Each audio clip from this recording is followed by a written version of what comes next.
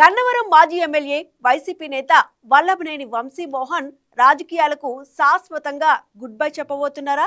ఆయన రాజకీయాల నుంచి తప్పుకుంటున్నట్లు సోషల్ మీడియాలో జరుగుతున్న ప్రచారంలో నిజమెంత? జైలు నుంచి విడుదలైన తర్వాత కూడా ఆయన గన్నవరం నియోజకవర్గంలో పర్యటించకపోవడానికి, మీడియాతో మాట్లాడకపోవడానికి కారణం ఏంటి? మాజీ ఎమ్మెల్యే వల్లభనేని వంశీ రాజకీయాలకు దూరంగా ఉండాలనే నిర్ణయం తీసుకున్నారా అంటే అవుననే సమాధానం వినపడుతోంది.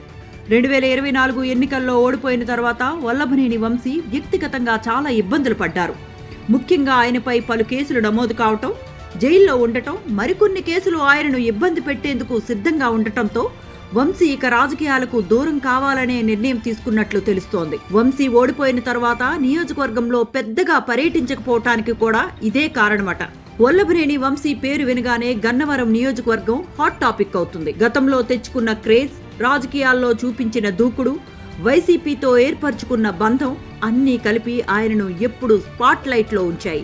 కానీ జైలు నుంచి విడుదలైన తర్వాత వంశీ మాత్రం పూర్తిగా లో ప్రొఫైల్లోకి వెళ్లిపోయారు.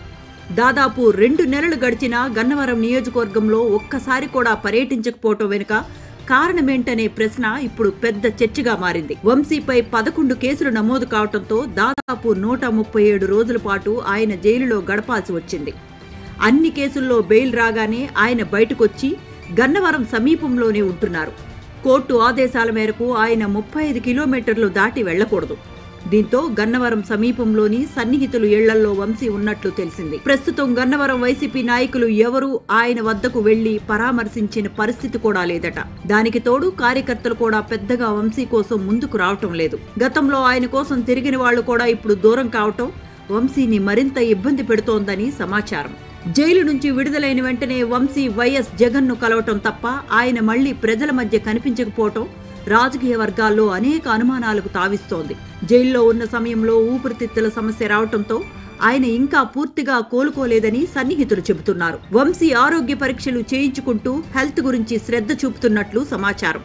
వంశీ జైలులో ఉన్న సమయంలో ఆయన భార్య పంకజశ్రీని గన్నవరం నియోజకవర్గ ఇన్ఛార్జిగా నియమించాలని వైసీపీ అధినేత జగన్ నిర్ణయం తీసుకున్నట్లు ప్రచారం జరిగింది. కానీ అది కార్యరూపం దాల్చలేదు. దీంతో ఇప్పటికీ గన్నవరం వైసీపీ ఇన్ఛార్జిగా వంశీనే కొనసాగుతున్నారు. నిజానికి జైలుపై బయటకు వచ్చిన తర్వాత వంశీ సతీ సమేతంగా జగన్ను కలుసుకున్నప్పుడు మళ్లీ రాజకీయాల్లో యాక్టివ్ అవుతారని అంతా భావించారు. అయితే కేవలం అప్పట్లో జగన్మోహన్ రెడ్డిని మర్యాదపూర్వకంగా మాత్రమే కలిశారని, రాజకీయంగా కాదని స్నేహితులు చెప్పే మాట. అసలు రాజకీయాలు ఎంతమాత్రం సేఫ్ కాదని ఆయన కుటుంబ సభ్యులు వంశీని వారిస్తున్నట్లు సమాచారం. రాజకీయాలకు దూరంగా ఉండాలని, వ్యాపారాలపై దృష్టి పెట్టాలని వంశీకి సూచిస్తున్నారని టాక్. రాజకీయాల వల్ల వచ్చిన కేసులు, జైలు జీవితం వల్ల వచ్చిన ఆరోగ్య సమస్యలు, ఆర్థిక ఇబ్బందులను దృష్టిలో పెట్టుకుని వ్యాపారమే బెటర్ అనే అభిప్రాయంలో వంశీ కుటుంబ సభ్యులు ఉన్నారని తెలుస్తోంది. దీంతో వంశీ కూడా పునరాలోచనలో ఉన్నారని అంటున్నారు. వాస్తవానికి వల్లభనేని వంశీకి విదేశాల్లో మంచి సర్కిల్ ఉంది. 2024 ఎన్నికలకు ముందే ఆయన అమెరికాకు వెళ్లిపోతారని కూడా ప్రచారం కూడా సాగింది. కానీ ఇప్పుడు కేసుల కారణంగా వంశీ విదేశాలకు వెళ్లే అవకాశం కూడా లేదు.